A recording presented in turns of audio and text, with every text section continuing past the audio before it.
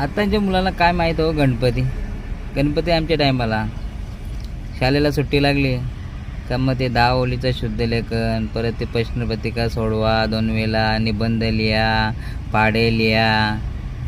मग ते परीक्षा झाली का मग सुट्ट्या लागायच्या, मग जायचं आपण गणपतीनं, चला सुट्ट्या लागल्या चला मजा करा. कसली मजा, मखरं बनवा, त्या मखरांना रातभर टाचण्या लावा, गम लावा.